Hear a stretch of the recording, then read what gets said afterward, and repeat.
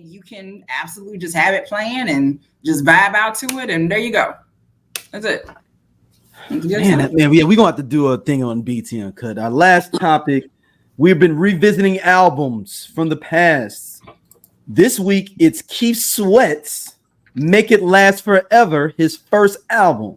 Oh, and I chose that album because that album and another album that we'll do later on is the only two R&B albums I saw major drug dealers driving through my neighborhood playing. I already know what that other album is.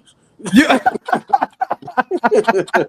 And I'm talking major. I'm talking about Nate. I'm talking about they just shot at somebody 20 minutes ago, but they playing Something Ain't Right. Not saying I'm a drug dealer, but that other album, I still got the CD in the car. You already know what the other album is, don't you? Yeah. What's the other album? Go ahead. Cause go ahead. What's the other album? Is it the Guy album? You already know it. Yeah. When they got on the I figured it was, but I just wanted to confirm. You already knew it was Guy. So let's go through these songs real quick on here. 1987, which is crazy to think about because I felt like some of these singles went to 91. It feels like where they were still vibrant, popping in different places. Yeah, this album got a lot of the whole New Jack era. Whole New Jack era.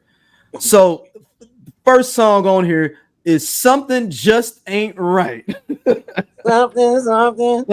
Hey, he had them jams, man. That's a man. Look, all the jams. He couldn't sing good, but he had them jams. No, look. Worst vocalist with the most hits. Yeah. Then the second song, "Right and Wrong Way." It was 1997. Okay. Maybe it was 96. Maybe 96 and 97. I was living in Jennings. There was a dude lived around the corner from me named Sean. He literally lived on the street behind me. And there was a jersey that he had. He had a Cardinals jersey, and I wanted to borrow it. And he was like, "Oh yeah, come by the house and come get it." Cool. So call. I'm like, "Hey, I'm gonna walk around the corner." Like literally, he's on the street behind me. Walk around the corner, get over there, walk. I'm like he's like, just come on in. So I come in through like the back, whatever. He yells out. He's like, "I'm downstairs in the basement." So his basement was in a room because he was basically, out of high school. So you got to live in the basement. For those who don't so for people who don't have basements, that's where your child lives. When he comes back home or never leave, right? The bottom floor. You put him to the basement. So I get there, I go downstairs to the basement. He's not in the room. And I'm like, "Where are you?" He's like, "I'm in the bathroom. I'm gonna come right out." I'm like, "Oh, okay." So I sit down, waiting because I want my jersey, right? I'm here for my jersey. He comes out the bathroom in a towel. I'm still sitting there. Where's my jersey at? Because I came to get my jersey. And he's like, "Oh, my bad. I was taking a shower and everything." And I'm like, "But I literally just called like a minute ago." You got in the shower after I called you. Like, you had a shower after. It's like, I walked around the corner. And so he's like, "I'll just sit there real quick." I'm like, "Oh, let me step out of here real quick and I'm going to go grab it." Okay. So my ass is still just sitting there. And then all of a sudden I hear him go, and the lights dim. Hold on. No. So he had it already set up for the Keith Sweat to come on?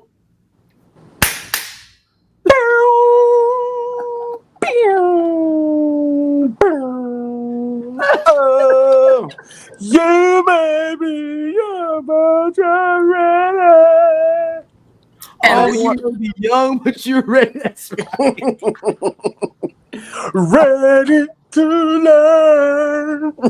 And this is my face. This is my face. So it's kind of. Can you see the jersey with the lights down like this, or like?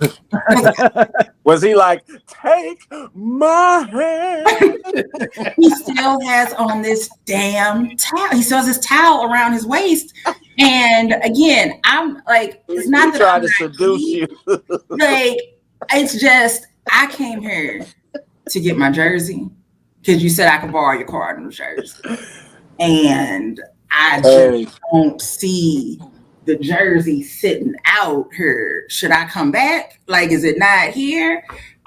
So the short version is that I left with the jersey, and that's all that happened is that I got the jersey, and and she heard a Keith Sweat song. And I heard a Keith Sweat song. Whatever plan he had for that. Does that change that song for you when you hear it now? She hates it now. It doesn't. I don't hate it. It just reminds me of. It makes me laugh. It takes you to that moment. It just takes me to that moment. It just makes me laugh because, like, I didn't feel like I was in. Like, and that's. I'll say this. I can laugh about it because I didn't feel like I was in danger. Like I said, the whole time I'm sitting there, like, so where's the jersey at? Like I never felt like this is out of my control or he's about to do something. It was definitely like, so can I have the jersey or like what's going on? I just wanted the Cardinals jersey. But he didn't, aside from the music playing and all of that, like he didn't try anything, but it was, shout out to Less is More. He's laughing at the Keith Sweat story. Right. It really happened. Like I said, so I had to been 15, 16, something like that. And Sean was probably like 19, 20, something like that. Yeah. He was deep in the game. And the other part is just like with that song, like so I'm like 15. So like since like 96, I've heard the song, but it means nothing to me. Like the way that, now the flip side of that is though, 96, if his ass would have played something off a 12 play, he probably would have got me. If he'd have played in 96, if he'd have played It Seems Like You're Ready. I don't know is my answer. I don't know. Because for a very long time, that song made me feel away. So, hey, what if dude watched this? He'd be like, "Damn it! I knew I should have played that goddamn." And I let Carlos get my 12-play CD. Hey, man, I had to go get my uncle CD. Which is very funny because I was like I had a boyfriend named Carlos who lived up the street. That's funny. That's why when I talk about the Tila song about Show Enough, I always talk about Carlos playing that over and over again. But yeah, that is, if like I said, if he'd have played that song, I don't know what would have happened. But luckily, he played Keith Sweat, and I walked out unscathed. I left with my innocence. The next track was Tell Me It's Me You Want. Decent song, nothing big. Next up was I Want Her. 6 minutes long. I want her. 6 minutes.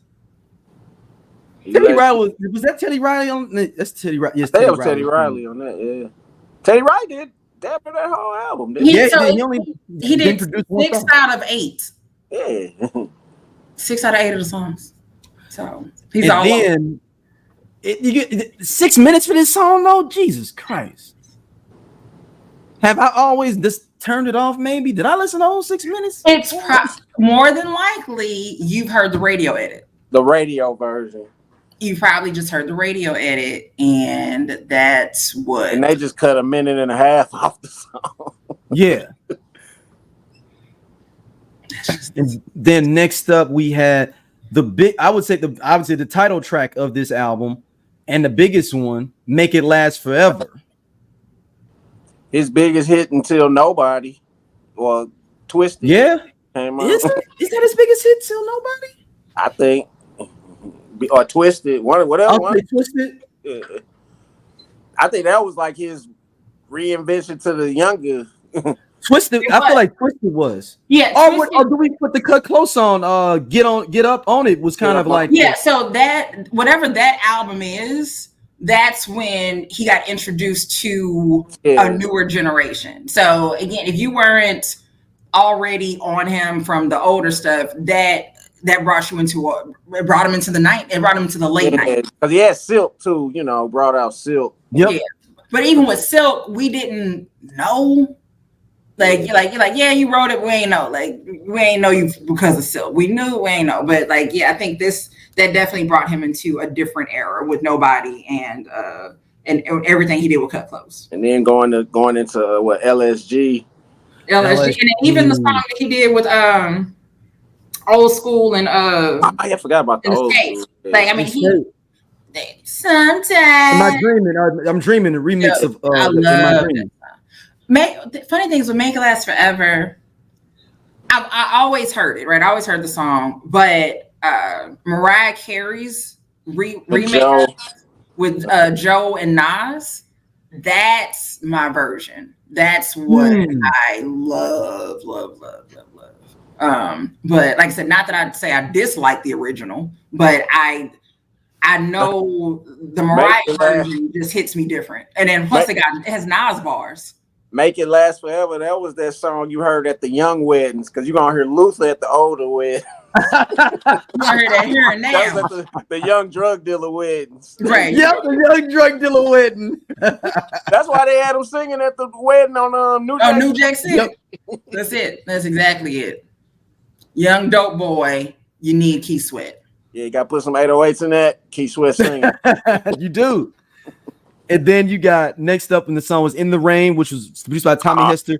Yeah. There was a good joint. Then How Deep Is Your Love? Like, shout out to Sally Sale for the sample. Yeah. And then he ends the album out with Don't Stop Your Love. Oh, yeah, you got party. We're gonna party it out. Yeah, we gonna fit. Look, I gave you some nice little joints to get you out of here, some slow jam. But don't forget, I do. That's a solid album. With just no. This is a top 20 R&B album of all time. Yeah. Like for real. Like I'm just listening to all the tracks. Damn. Yeah. No, people forget how Keith Sweat. That's when I know when Keith Sweat and Bobby had that verses, I was like, Keith Sweat's going to demolish him. Yeah, I knew that. And I love Bobby. Bobby just had the bigger songs. Right. But Keith's got massive amounts of hits over decades. You got to think this is 87. When Twisted comes out, that's 94, 95. Yeah. Not Twisted. I mean, Twisted's 96. 96, yeah. Yeah, Get Up On is 94. And he's got hits in between that. Then you had the other album with LSG and stuff in the late 90s. With 91. Yeah, 91, Keep It Coming and all that stuff. Keep It Coming, I'll Do Anything. Why Me Baby with LL Cool J. Merry Go Round. That's I'm like, Get Up On It is 94, and then Twisted wasn't 96. Wait a minute. Wait. So Twisted and Nobody are 96. Right. Mm-hmm. And this album comes out at 87. Because LSG was what, 97, 98? The second album. Second album Merry-Go-Round. It's got Merry-Go-Round on it. It's got Merry-Go-Round and Keep It Coming. Yeah, and then I'll Do Anything, right? No. On the second one, Make You Sweat is on there. I'll Give All My Love. I'll Give All My Love. Keep It Coming is the 91 album. Well, that's the one. That's the song I'm looking for. Is Why Me Baby with LL. Yep. Dude, there's a run. This 87 to 91 run is crazy for Keith Sweat. Because he took that break from them 3 years between 94, because that's when it was Silk. He had got Silk. He got Cut Close. Writing, doing his writing. Yeah. Why me, baby? Gone with me, baby. I gotta listen to Why Me Baby later on. Like when we get done with this, and I gotta listen to it because that's the one with LL. That's one with LL. Yeah. And he was like, I went to the movies to get you off my mind, and I go sit and see you there with the next man. Why me, baby? Keith Sweat only does the hook on the song. He actually got over on LL because that's on his album. But LL's rapping 3 verses on there. It's really LL's song. I'm saying, I don't. not LL. It is LL song, but it's not his song because it's not on his Because it's album. on Keith's album. Right, and like I said, as I think about the song, I don't think of it as an LL song. I thought like just even I haven't heard it in forever, but when I think about it, I'm thinking of it as a Keith Sweat song, and like I'm flipping it that Keith is singing the whole thing, and LL got like one verse or something that he throws in there, but I know that's not true. But it's like because I don't think of it as an LL. I think of it as a Keith Sweat song featuring LL rather than LL featuring Keith Sweat. And LL was like, I gotta stay in my bag. He had just came off of I need what was it? I need love and all these. I need another one. Or Walking the Panthers. Yeah. And you know what? I just thought about something. Actually, LL was trying to sneak a woman track in on somebody else's album because people was criticizing LL a lot at that time of like, man, you ain't coming hard no more. And Kool Moe DB's like, but I do need to do a woman track. Let me put it on Keith Sweat album. But I get it, but it's not on my album, so nobody can say it was on my album. Yeah. And then he has the hardcore, and then he comes out with Mama Said Knock You Out right after that. Hey, this cool ass Scott from the I Love 90s Music Podcast. Hit that subscribe button right now. Like it on the SOLC Network. You finna get all the real deal on the 90s, the 2000s, and the splash of that 80s. Do it right now, man, and I'll be your friend.